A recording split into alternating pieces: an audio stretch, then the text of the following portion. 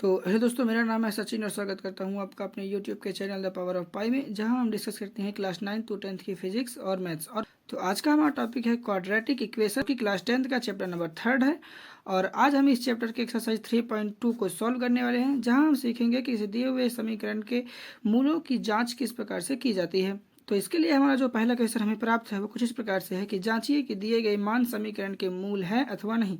तो इसका जो क्वेश्चन है वो कुछ इस प्रकार से है कि 2x का square plus x minus 6 is equal to 0। यहाँ जो हमें x का मान दिया हुआ है वो है x is equal to 2। Question बड़ा ही आसान है। हमें क्या करना है कि हमें बस इस दिए हुए x के मान को इस इक्वेशन में जितने भी हमारे x हैं उनके स्थानों पर रखना है।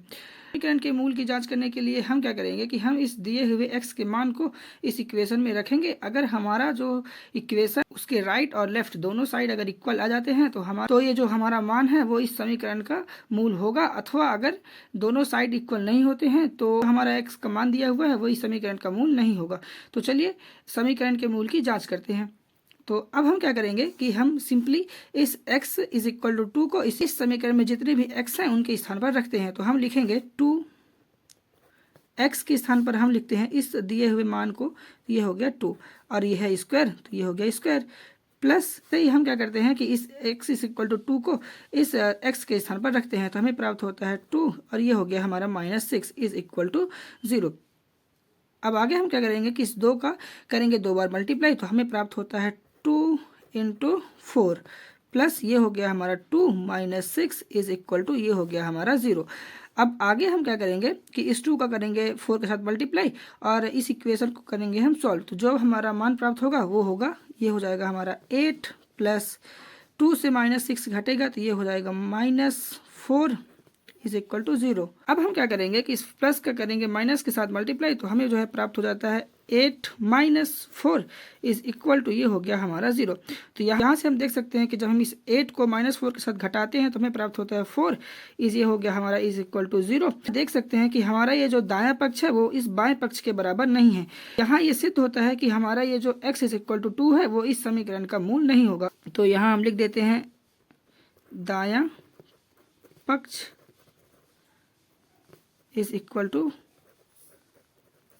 बायां पक्ष और ये जो है हमारा नॉट इक्वल टू है। ठीक है, तो अब हम क्या करेंगे कि हम जांच करेंगे इस x इज इक्वल टू -3/2 के लिए। तो इसके लिए हम क्या करेंगे कि हम इस x के मान को दिए हुए इक्वेशन के जितने भी हमारे x हैं उनके स्थान पर लिख देंगे। तो हमें प्राप्त होगा इस 2 -3/2 का स्क्वायर प्लस -3/2 -6।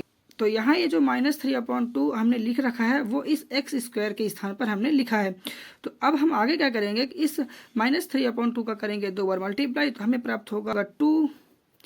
ये जो होगा हमारा माइनस जो है, जब माइनस का 2 बार होगा मल्टीप्लाई तो वो हो जाएगा हमारा प्लस, और ये 3/2 जो है वो हमें प्राप्त हो जाएगा 9/4। तो ये हो गया 9/4। ठीक है, और ये हो जाएगा हमारा प्लस और हमें प्राप्त होगा -3/2 -6 इज इक्वल टू 0। अब आगे हम क्या करेंगे कि इस प्लस का कर देंगे अंदर मल्टीप्लाई, तो हमें प्राप्त हो जाएगा 2 9/4 ये होगा -3/2। अब आगे हम क्या करेंगे कि हम जो है इस प्राप्त इक्वेशन को करेंगे सॉल्व।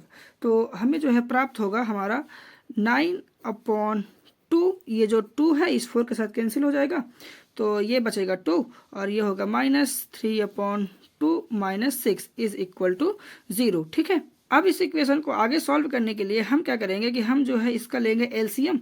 तो डिनोमिनेटर में हमें प्राप्त होगा 2 और जो नोमिनेटर है उसमें हमें प्राप्त हो जाएगा 9 - 3 - 12। ठीक है, ये कैसे प्राप्त हुआ? तो जब हम इस 2 को इस 2 के साथ कैंसिल करते हैं और तो हमारा बचता है 1 और इस 1 का हम करते हैं इस 9 के साथ मल्टीप्लाई, तो वो हमें प्राप्त होता है 9।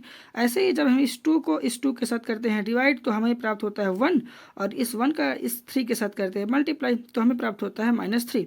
सेम एज हम क्या करेंगे कि हमारा ये जो 6 है इसके जो हमारा डिनोमिनेटर है उसमें क्या है 1 है, तो जब इस 1 को इस 2 के साथ करते हैं डिवाइड तो हमें क्या प्राप्त होता है 2 और जब हम इस 2 का इस 6 के साथ करते हैं मल्टीप्लाई तो हमें प्राप्त होता है 12।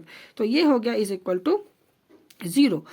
और जब हम इसे सॉल्व करते हैं तो हमें प्राप्त होता है 9 माइनस 15/2 इज इक्वल टू 0। ठीक है, आगे हम क्या करेंगे कि इस 2 को कर देंगे इस 0 के साथ मल्टीप्लाई, तो ये हो जाएगा हमारा 9 माइनस 12 इज इक्वल टू, जब इस 2 का इस 0 के साथ होगा मल्टीप्लाई तो ये हो जाएगा हमारा 0। ठीक है, और इस तरह से हमें जो फाइनल रिजल्ट प्राप्त होगा वो होगा हमारा -6 इज इक्वल टू 0। तो यहाँ हम देख सकते हैं कि ये जो हमारा दाएं पक्ष है वो बाएं पक्ष के बराबर नहीं है, तो अतः हमारा ये जो x इज इक्वल टू -3/2 है वो इस दिए हुए समीकरण का मूल नहीं होगा।